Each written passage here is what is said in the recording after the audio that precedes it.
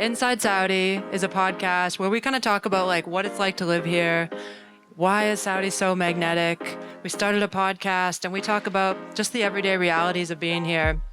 This is kind of just an extension of that, but we're doing it live. Back then, we didn't have Snapchat or Instagram or WhatsApp. There was something called YouTube. So I was like, you know what? I'll try this YouTube thing. So I took a video, and literally by the end of the day, I got 25,000 views. Weirdly, I didn't even know Saudi was a country. And I said, look, I want to come to Saudi and see what it's all about. And I came for 5 days, Hamsa days.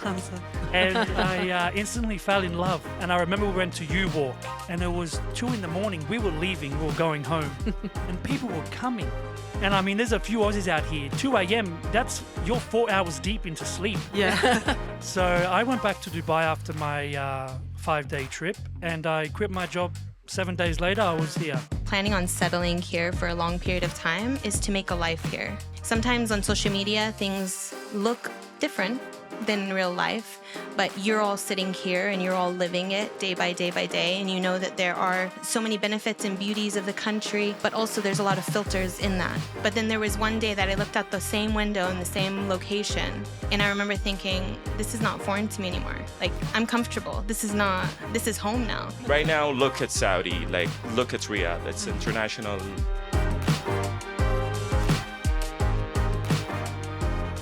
Okay, Testing. welcome to Inside Saudi, live edition.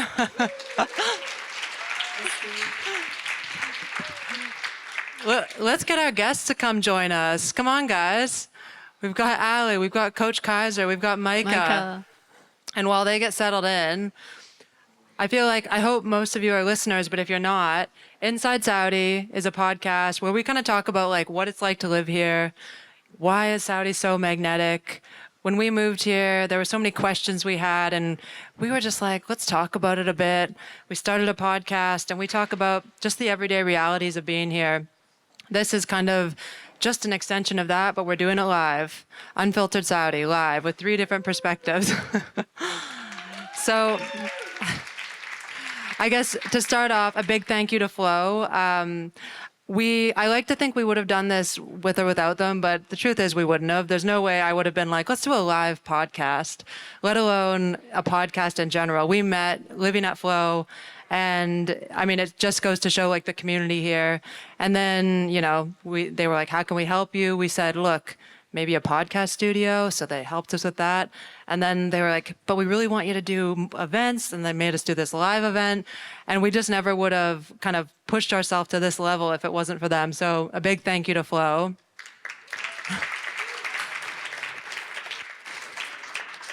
I just wanted to extend my thank you to Flo as well. Putting an event like this together is really hard. Thank you to all the Riyadh staff, to all the US staff. You know who you are very well. Thank you so much. So let's move on. I'd like to just thank all of the partners that have joined us tonight. We will start with Premium 00 Beverages, Guinness Beer 00, Captain Morgan 00, Tanqueray 00, and Zero Proof Beverages. Bread Ahead for the food cart, Savoury Delights for the beautiful grazing table, Grazen Blanc for the charcuterie cups, Fit Pub for the cookies and smoothies, Cleanse and Glow for the juice shots, Rustic Bakery for the sweets and savoury baked goods, Riyadh Party Decor for our beautiful photo corner over there, and Samara Photography for capturing tonight. We have a lot. There's a lot. I didn't want to miss anyone. So without further ado, let's start the conversation. I first just want to introduce our guests. So introducing Ali, a former Saudi media professional, entrepreneur with a background in television presenting, communications, and tourism.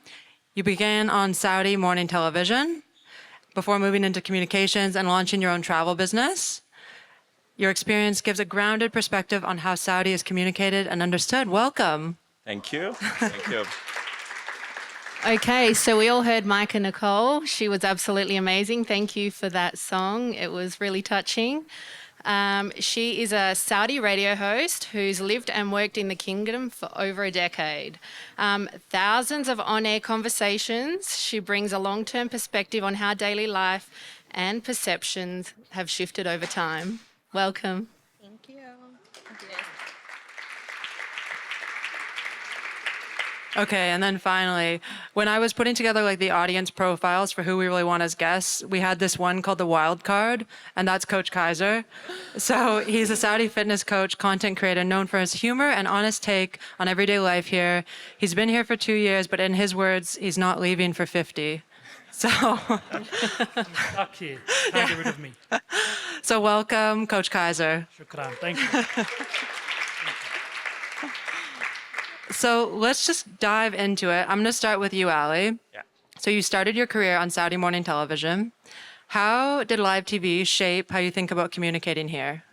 Well, actually, I did not start with the TV immediately. I started randomly when I was living in the States.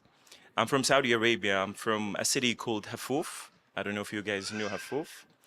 Yes, we know I Hafuf. moved from Hafuf when I was 16 years old, and it was 2009. And literally, I just wanted my family to see this new there. It was crazy. I was living in Montana. So back then, we didn't have Snapchat or Instagram or WhatsApp. There was something called YouTube. So I was like, you know what? I'll try this YouTube thing. So I took a video and I said, look, this is the way from my house to the school.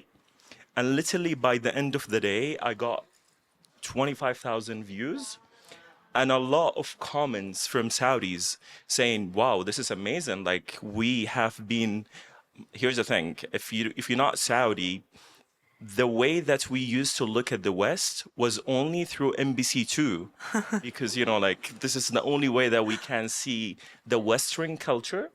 So it was very, very interesting for me. And this is when I decided that I want to make videos explaining how things are in the West for Saudis. Amazing. So this is how I started in media. Amazing. And then you ended up in live television through your YouTube channel? Yeah, like randomly, I was literally 20 years old and I got a job offer to be a TV host for the morning show. And it was in NBC actually. Yeah. So not NBC2 and NBC1. Amazing. And Level up. I was like, wow, this is amazing. And I was 20 years old. And yeah, that's how That's it started, crazy. Yeah. That's crazy. Wow. Moving on to Micah, how different is it being a radio host in Saudi compared to back in the US? Actually, I wasn't a radio host in the US, but yeah, I think when it comes to radio, I don't really know. But when it comes to music, it's a little bit different. So I have two sides. I'm, a radio host, but also a musician. So it's very, very different. It's amazing. There's so much opportunity now, but before it was underground. So it was really difficult for us to go out and publicly sing. It wasn't legal. So we had to get together in other ways and try to survive. So it's very different than the States. In the States, it's very open and public. So music was, it's a very new thing here in the country, music, as well as radio. If you haven't noticed, we were the first radio station here in Saudi Arabia. So everything is very new. It's like a little baby. So yeah, it's... And how has it changed over the years since you've started? When it comes to radio, it changed quite a bit because we have a lot of competition.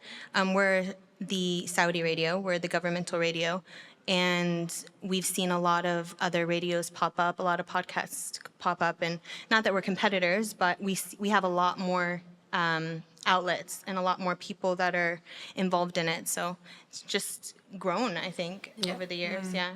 So back in the day, you would just have like underground jam sessions. Like what did that look like? Yeah. And that's that. You can call it that. Yeah. Yeah, you can call it that. They're pretty big jam sessions. Yeah. That's it. Yeah. All right. For legal purposes. Yeah, for legal purposes, I've that's seen it. you guys' videos. They get out, so we're just going to keep it subtle today. Okay, so moving on to Coach Kaiser. Fitness culture. How is it different here versus Australia? I feel like people probably work out through the night here? Well, obviously, one being unisex gyms. Yes. There's only one unisex gym here in Saudi, and that's core. But look, there's not much difference. I mean, diet's obviously a little bit different because there's a lot more culture here. So you go to your mama's house and she's got like 5 kilograms worth of kabsa waiting for you. Where in Australia, you've got like a small sandwich with chicken breast and mayonnaise. So it's hard, more from the food perspective Yeah. for Saudis and Arabs in general. But there's not a massive, I mean, the gym is boring. So there's not a lot of differences. Yeah. Besides the unisex, men have their gym, females have their gym. But it's very similar. It's very similar. I think it just depends on the gym you're in as well. Yeah. With the atmosphere. Atmosphere is very important. But yeah, there's not much difference, Okay. really. Yeah, I do feel like it'd be difficult. Like we went to for a Saudi dinner, and it's like course 1, course 2, course 3, course 4, Yes, course 5. yes. I was like, Food culture here is insane. yeah. So. Okay, Ali, having worked across media and communications, what feels fundamentally different about communicating in Saudi compared to the Western countries? I think one thing that I have noticed about us, not only in Saudi, I think in this region, we're very sensitive, like really sensitive. And I don't know if you have noticed this, but one sentence can build a trust for long term, and one sentence can immediately damage it. And I literally, I told you, I started my YouTube channel when I was, 16 years old. When I was 17, I said I want to be a TV presenter. Like, I wanted to speak in front of the camera. So I started making random videos about different things. And I said, not really negative thing when I was 17 years. Until today. Whenever there is something about me in social media, people will bring this against me. And I think this is something we're very sensitive, and you have to always take this in consideration before you speak about big thing, and specifically when it comes to the community, when it comes to the government, and when it comes to the religion. So this is why I decided, you know what, these are the 3 things that I will never talk about. Other than that, feel free to communicate the way that you want. Yeah. Have you ever had any negativity towards you, or how have you overcome that? Yeah. Well, unfortunately, because I started my career very young, and back then we were not very open-minded, let's say. And whenever I film females, I will get really, really bad comments. And then I ended up marrying a Western lady as well. And that was very, very hard on social media. But honestly speaking, in the end of the day, if you're going to be in media, you need to realize something, that not everyone will like what you do, even if you do perfect things. In the end of the day, you will always have negative comments. I think you need to just prepare yourself to deal with your emotions, because it's not easy. Specifically, I don't know about the West, but here in this region, every single day they say, okay, there is a specific guy or there's a specific lady, let's all attack them, literally. So you'll have thousands of comments, very negative. And I don't think it's easy, specifically if you're very young. And this is very important for families to, whenever they have their kids on social media, to actually prepare them before they face the hate comments, let's say. Yeah. Yeah, it is difficult. I think like every, for me, it's like if it's less than 50%, if it's 50% positive, I'm okay. If it's 50% negative, I can just ignore it, but it gets tough. And you definitely grow a hard shell. Yeah. You either make it or you break it. So Micah, you've been here through a lot of change, obviously. Why do you think documenting life here has become so popular? I think, first off, I'm the interviewer. This is the first time I've actually been interviewed, so if I'm awkward, that's why. I think because this place is poppin', and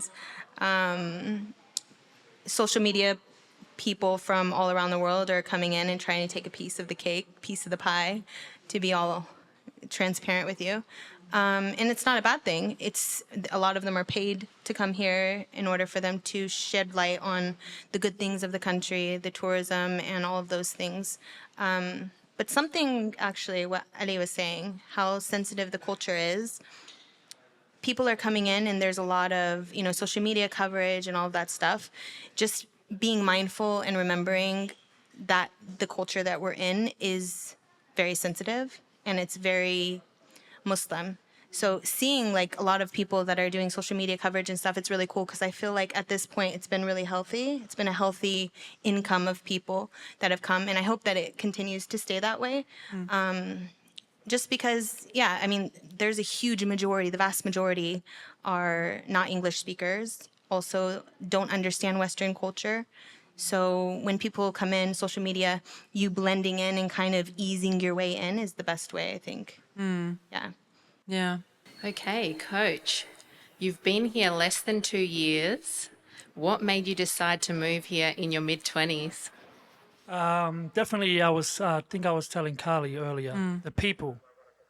The people won me over. So I was in Dubai. So I was already in the Middle East since I was 21.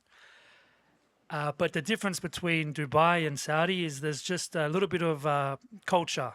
The difference with culture because there's a lot of foreigners in Dubai. So I was doing some real estate on the side of my full-time job.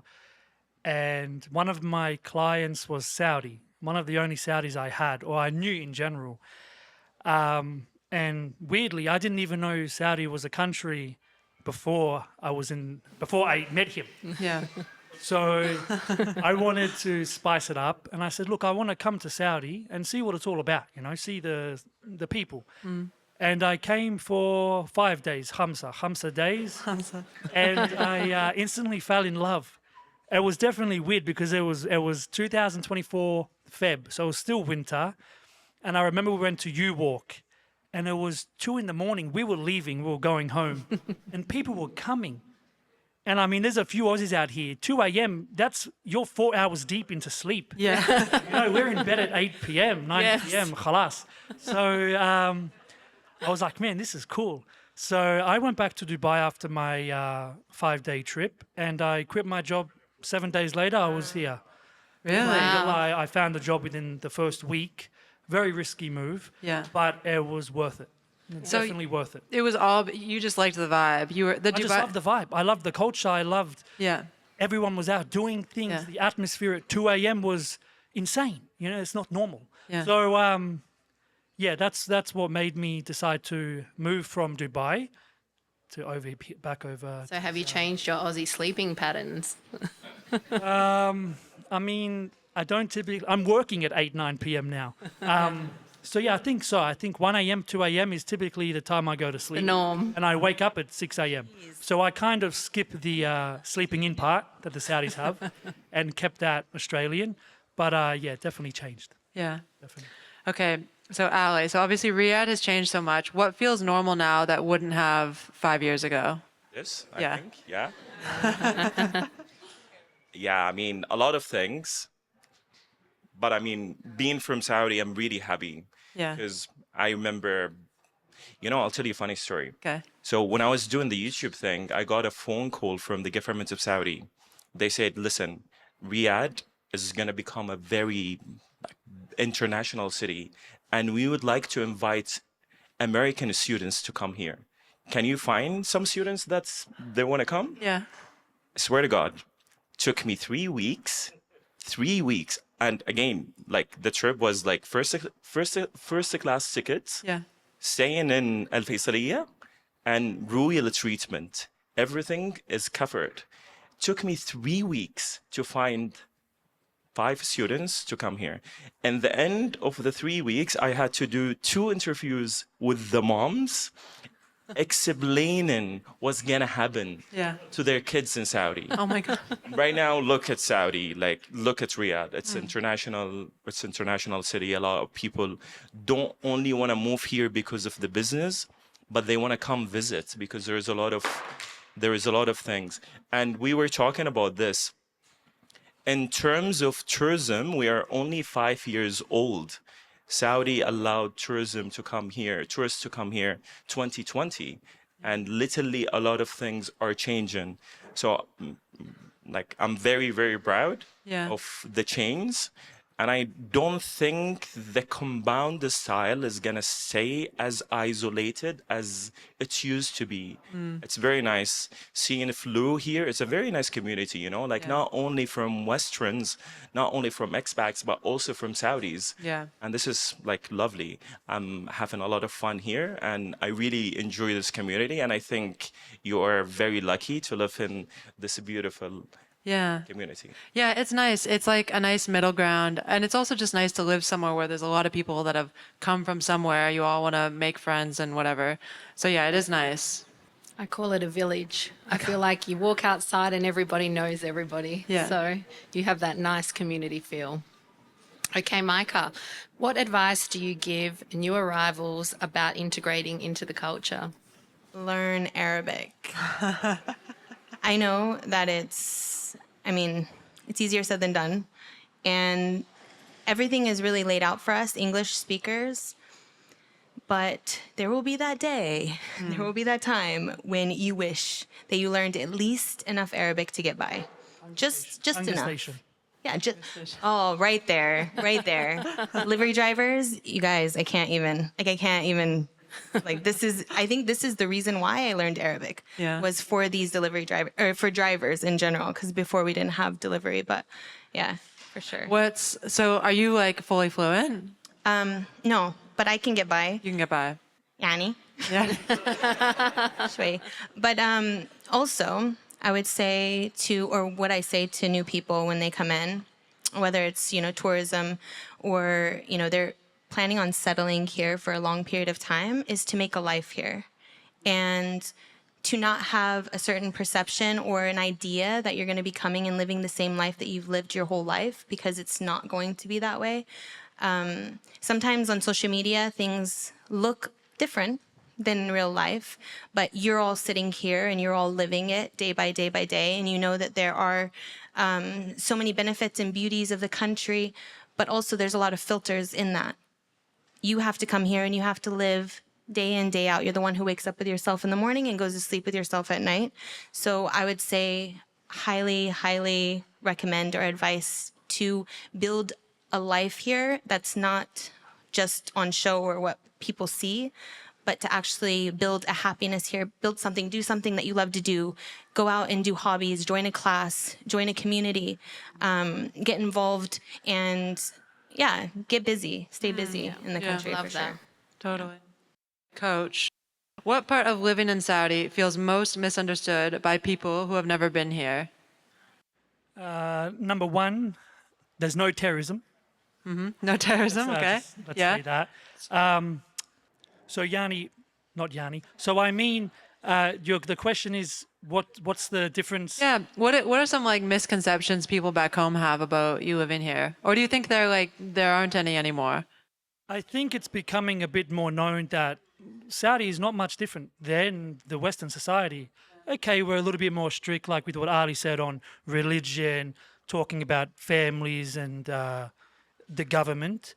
But I mean, in my perspective, my opinion, this is better. Look at how good our laws are. Look at how good the low rate of crimes are. Why would you not want to come here and not be worried about going to the grocery shop? And I don't want to badmouth any country, but I mean, it's safe. So back in the day, 5-10 years ago, when everything was kind of booming in Western and the Arab nations, it's very safe over here. It's the opposite of what the media shows, And me coming from Australia, I was raised in a family that never left Australia. So they're raising you with what the news is telling them. So I was raised believing that same stereotype until I was put into the scenario of Dubai. And I realized that it's not what you've been told. And as everyone in here can say the exact same thing, it's not just me saying it. Cedric here can say it. Everyone can say their experience, and I promise you, all of our experiences are the exact same. So do not judge Saudi, Dubai, Bahrain until you are here. When you come, wallahi, you won't leave. Totally. That's what I always say. I always say you need to experience it in order to be able to Yes, talk yes. about it. Yeah. Okay, Ali, what's a misconception Saudis sometimes have about expats? Oh, that's a good one. Honestly, like, there's nothing in my mind right now.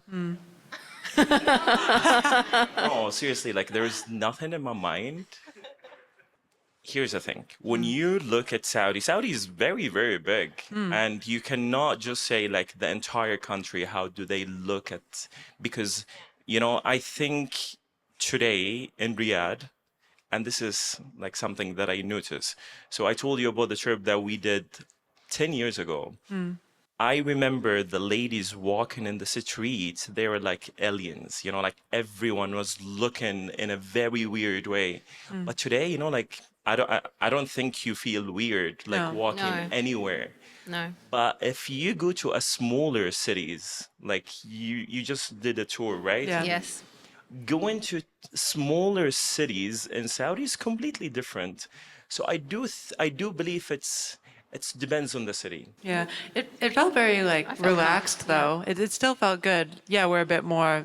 There's not as many expats hanging out in Hafuf, But but it still felt very comfortable. yeah. Yeah. Okay. But like honestly, I don't have a specific answer Yeah, for yeah, this yeah. That's question. okay. Okay. Okay, Micah, how has your relationship with Saudi changed the longer that you've stayed? Oh. So I think it was my 4th year. I don't want this to discourage anyone, but I think it was my 4th year that I looked around when I was in the car. I wasn't driving, obviously. There was no women drivers at that time. And I remember looking at the streets in Saudi and Jeddah. And there was a moment that I was driving down the same road that I've driven down every single day for 4 years. And I remember looking out the window, and it was a real deep moment for me because I had this feeling of comfort. Like before, for 4 years straight, I would look out the window and I would see foreign land. I would see foreigners. I would see foreign buildings and Arabic. And I mean, things were different then, but I saw just foreign everything. But then there was one day that I looked out the same window in the same location, and I remember thinking, this is not foreign to me anymore. Like, I'm comfortable. This is home now. So I think that was, the moment that Yeah. Yeah, I feel that. I mean, like, it's only been 6 months for us, but I just feel comfortable. I like the culture here. Like, I don't know, I guess you make friends, your family's happy, and you just start to feel really comfortable wherever you are. But I don't know, there's something very, like, appealing about just the strong rooted culture here. I feel like it's in stages, and when you're an expat, you go through those stages. The first steps are excitement and adventure, and the world is open for opportunities. There's so many things going on. Work is going well. I have a job. Everything is new and fun, and it's foreign, but it's exciting. It's a different culture. And then you go through the phase of, what am I doing here? Like, wait, what? Hold on. Where am I? You're like, whoa, like a real crazy experience of like, what? Hello, hi, Yeah. like, yeah, and you How go did I through get that, here? and then you start to phase out in life, and you start to think, okay, maybe I don't want to be here, and then you go back home and you realize, oh wait, actually, it's a lot better than home, and I think that's the thing is a lot of foreigners, a lot of Westerners expats are running from something. Like they're running from something, and either it's opportunity, they're running towards something, or running away from something. So it's either opportunity or a safe environment, maybe schools, all of the stuff, and they're running away from something. And sometimes it takes for you to travel back home after some time to realize how good you have it, and that we take for granted so many things that we have here. And home is not exactly what we thought it was. And the more time goes by, you're going to go through these phases, and you're going to go through them over and over and over again. You're going to hit back to the honeymoon stage, and you're going to go through it again.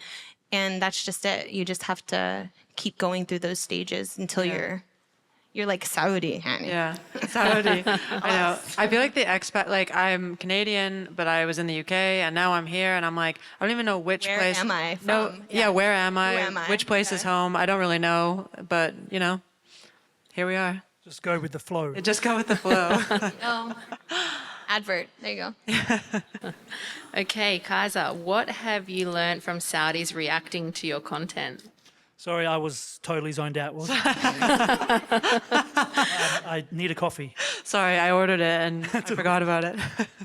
What have you learned from Saudis reacting to your content? That most of them like the humor that I have. I didn't plan to make any content. It just happened. I posted a video once from an actual experience I had where I walked in, I was wearing my thobe and someone asked me if I'm Saudi. And I said, yes, Habibi, of course I'm Saudi. And I was dancing to the one very popular Saudi song and it went boom. I thought, okay, this is just me being my silly self. Yeah. So I just continued doing it and people loved it. So I just went with it, you know. But yes, with Ali talking about the negative comments, I'm a very positive guy, you know. I never put anyone down or anything. So that was a shock, you know, when there's 100 comments and 3 people said, this is lame or you're an idiot. I mean, that you're like, wow, okay. But you have to just bite your tongue because there was 97 good comments and 2 or 3 bad comments. You know, a lot of people, like the messages you get, my parents love you, my grandparents find you hilarious, my little sister loves you. I mean, these are the comments that should make you continue going. Yes. Not Abdallah saying you're an idiot. You know what I mean? Yeah. So, I think majority of people enjoy my silly content, me just being silly and Yeah. being myself, you know. Definitely. I agree. I try to say the same thing. It's like, give attention to the good comments, not the bad comments. Because we're all humans. We're all going to, you know, read the number one bad comment and ignore all the good comments. Yeah, you know? yeah. So, Okay, Ali, how do you feel when you see expats documenting life here? Do you think they get it right, wrong? Do you have an opinion on it? I love it, honestly. Like, Yeah? I think a lot of times seeing the same thing but being documented by non-Saudis is totally different. Because in the end of the day, tourism is a new thing here. And everyone is adjusting to a lot of things in different ways. And it's very beautiful for not only the government, but also to the private sectors to see what the customers are thinking of the products that we are having. So it wasn't, you know, I remember in COVID time when Saudi closed the borders, a lot of people in Saudi had to discover Saudi. And it was excellent time for a lot of people to go to Hafuf, to go to Qasim, to go to Al Ula, to go to a lot of different places. And this opened a lot of doors for even tourism companies to open only for non-Saudis, because before 2020, we didn't even have a single tourism company for non-Saudis. We have Hajj and Umrah, there's a lot of companies. So I really like what you guys are doing. And I think one of the nice thing, which is if you are from any country in the world and you see your colleague is doing something and that's on social media and it's getting a lot of followers, it's encourage them to do the same. And this is how you build an international creators in Saudi. And this is the best way to promote Saudi in a different way. So I really love it. And I have been following a lot of creators, specifically here in Riyadh. Yeah, amazing. And I think you are all encourage each other to create more content and to learn from the mistakes as well. Exactly. Yeah. No, it's a really supportive community of people. And I think so. And it's nice to see different people's perspectives on Saudi because everyone sees it differently. Yeah, I'm running through with little kids. You have older kids, and then some people don't have kids, and it's like you need a little bit of everyone's everything. perspective. Okay, Micah, what part of living here can't be fully understood unless you've stayed for years? I love the dramatic mic swing. Here we go. I'm just trying to think of which level I should go, deep. Yeah, the shallow. deepest level. Yes. I I don't think that you will, as a foreigner, unless you are intertwined with a Saudi family, I don't think that you ever will be. What was the question again? what she said. What part of living here can't be fully understood unless you've stayed for years? Yeah, I don't think that it can fully be understood unless you come and you're a part of a Saudi family. That was the most growth that I've ever had in my life, the most experience that I've had, the good, bad, and the ugly. I experienced all of it. So I think that it takes a lot of time, but even if you are here for years and years and years, you're never going to be Saudi. And first off, and they're very proud of this, by the way. This is a beautiful thing. We're foreigners, we're guests, right, in Saudi Arabia. And I've taken that and I accept that and I love that. So I don't think that we'll ever feel like that. I think we're always going to feel kind of, out of place, or there's going to be moments where we think like, okay, we're not actually from here. Like, this is not it's our home. It's our second home, but it's never going to be our proper home. So yeah, I think it takes a lot of years for you to feel comfortable enough to where you feel like it's your second home. But yeah, I don't think you're ever going to really feel that. That's really negative, right? No. No, thank you for honest. sharing. It's honest. Yeah. It's honest. Okay, Opinion, Coach. just opinion. It's exactly. Coach, what have you had any like crazy moments here, or like I did not see that coming moments here? Like, I guess every day I have something going yeah. on, typically in traffic. Have you had an accident? Yes, or Yeah. I had a red light car accident in December 2024. So 10 months after moving here. Alhamdulillah, it wasn't bad. I saw him at the perfect time, and it was just my car was gone for 8 weeks. But alhamdulillah. No, but I mean, it's hard. I don't have one pinpoint thing because my life here in Saudi is crazy. I've always, getting into crazy conversations, funny conversations, funny incidents on the road. Yeah. There's definitely, my life is entertainment here. Yeah. There's always entertaining things, but it's hard to pinpoint one. Do you speak Arabic, or you just have a couple words? Shway yani. Shway, yani. I can pronounce fairly good. Yeah. I can kef halak, kef yomik, shlonik. I can greet you. Yeah. But if you continue, like what happened before, Cedric, old mate had to slow down. Where is he? He's left. I said shway yani because I can greet you and that's it. I can't have a full conversation with you. Yeah. But I have my first professional Truder class tomorrow. Oh. 2 hours, so I'm really excited. Let us know how you go. I'm excited for this. Okay, Ali, you're focusing on tourism in the Gulf. What are some of the best places you've experienced recently? I mean, Saudi is doing excellent job.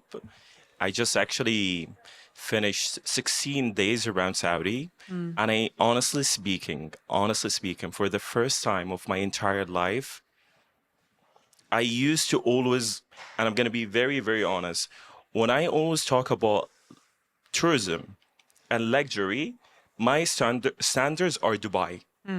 Always. And I'm not going to lie, and I'm going to admit it. And this is why I have been living in Dubai for 11 years.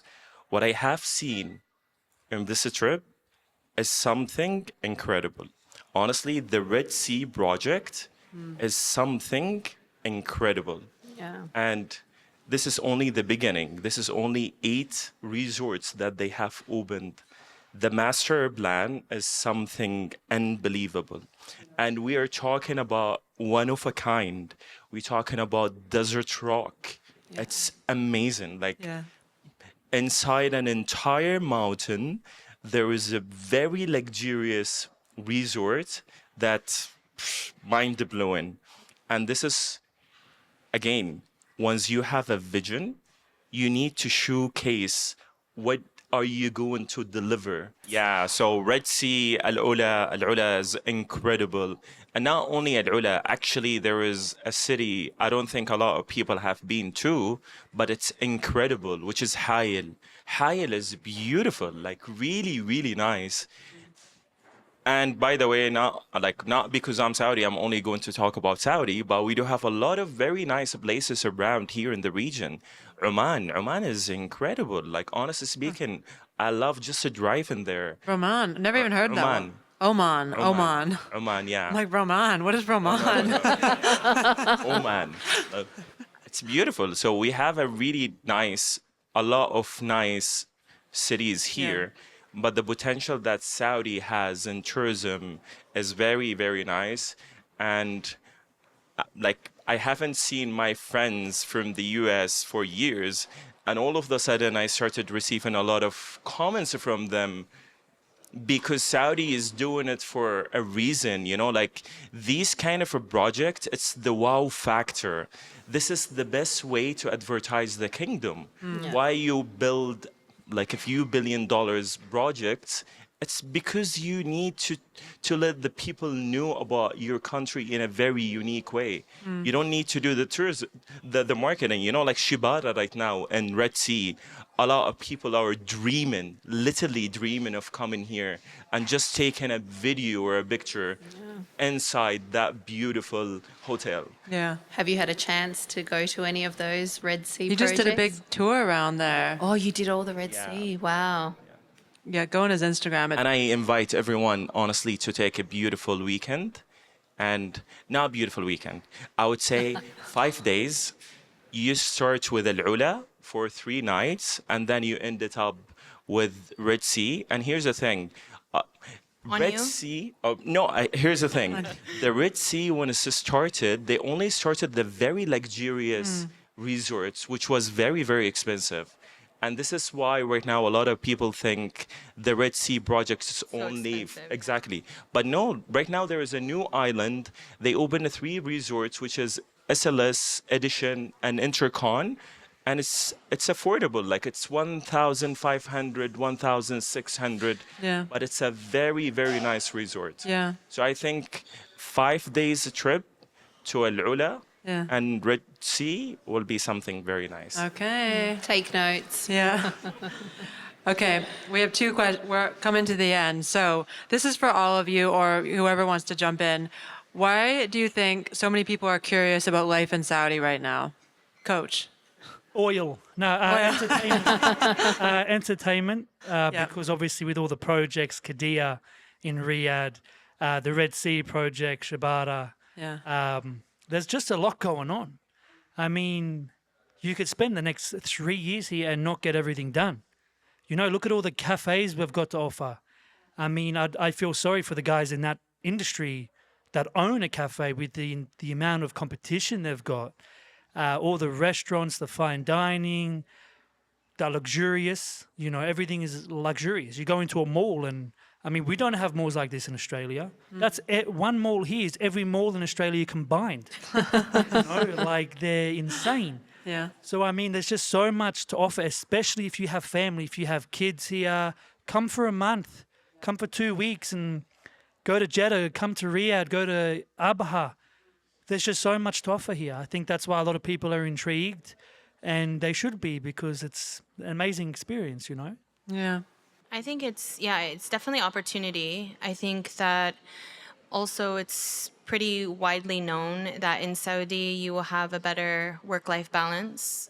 I think that a lot of people come from outside thinking, you know, I could chill out a little bit because family is really important to Saudis. And, you know, they have the Fridays off, you have your weekends off, but also when it comes to your family and it comes to, you know, holidays and stuff like that, they're very, very giving and very understanding. So I think a lot of people also come in that regards to kind of like work a little bit less. Yeah. Because I know like in the States, people literally live to work. Yeah. They don't work to live. So I think that there's a lot better balance here in Saudi, for Totally. sure. Cool. I think curiosity. A lot of people these days are very curious to see what is happening, why Cristiano Ronaldo moved here, why the big names came here. You know, like it's a lot of curiosity, and there is a very interesting concept when it comes to the booking window. And they have done a lot of studies to see different nationalities and what is the booking window for them. And there is a lot of them, and specifically when it comes to the US, for example, or even the Aussies. I don't know why you guys take a very long window. Yeah. So from the moment that they see something, it will take them 12 months non-stop search, non-stop looking for information, non-stop. While here in Saudi is very different. You know, I do have a tourism company, and I swear to God, this is true stories. A lot of families will call us literally a night before the trip. They'd be like, "Do you have booking for tomorrow?" Literally, I swear to God, like. But Ali, the reason us Aussies take 12 months to inform you is because that's how long it takes us to get here. Exactly. That's a nice one. So yeah, like I honestly speaking think that a lot of people around the world that Yeah. very curious to know what is happening, and I would like to say to them, stay tuned because there's a lot of things are coming, and there is a lot of very very big projects Yeah. are about to be delivered, and yeah, the wow factor will not stop here in Oh Saudi. my gosh. Okay, another one for all of This you. is the last question, okay? What is one assumption about living in Saudi you would like people to let go of? No, I went first before Ali. You're up. No, I just answered the last one. Something people should let go of, an assumption about Saudi. I think that people should come to Saudi with a more balanced view. I'm going to say what you're probably not expecting me to say, but to have lower expectations when you come to Saudi, yeah. And to not think that everything is glitz and glam and perfect all the time, because it's not. We're all in the media. We're all on social media. Our job is to, make life look a lot more beautiful than it actually is, to be completely honest. You know what I mean? You're taking a video and you see like a waterfall and you're like, there's waterfalls in Saudi Arabia, and it's actually just like a little stream, but the angle and all of that stuff. So I think having the perception that life is going to be rainbows and sunshine all the time, or even ever at all, is a wrong perception to have when you move here. Come here knowing that you're going to have good days, you're going to have bad days, and you can be happy, but this is one thing. Not to think only negative, but to realize that you can be happy and you can be sad no matter where you are in the world. Totally. Yes. So Saudi Arabia is, on the maps right now, and everyone's looking at it and everyone's saying, oh my gosh, Saudi Arabia is so amazing and all of this and that and the other. We know the reality because, like I said before, every single one of you lives it every single day. You know that there's difficulties. You know that there's traffic on the roads that you want to stop driving. You know that there's negatives. Not to put all the pressure on the country and its people and thinking that everything is perfect here, because it's not, and not come with that perception, because then you're going to be let down real bad. Have a balanced view when you come. Yeah. For sure. Totally. Okay, you know what? I think that was a very good conversation. Thank you all so much Thank for you. coming. Thank you. Thank you all for coming. Thanks, everyone. Another round of applause for Carly and Vesna and for Flo as well. You guys are Yes. amazing. Thank you so much for putting this on. Thank you. Thank you. And thank you once again to all our partners for making tonight happen. Yes, and to Flo especially. One more round of applause. Flo. Okay, that's the end. Okay, thanks everyone. Thank you. Alas. Halas.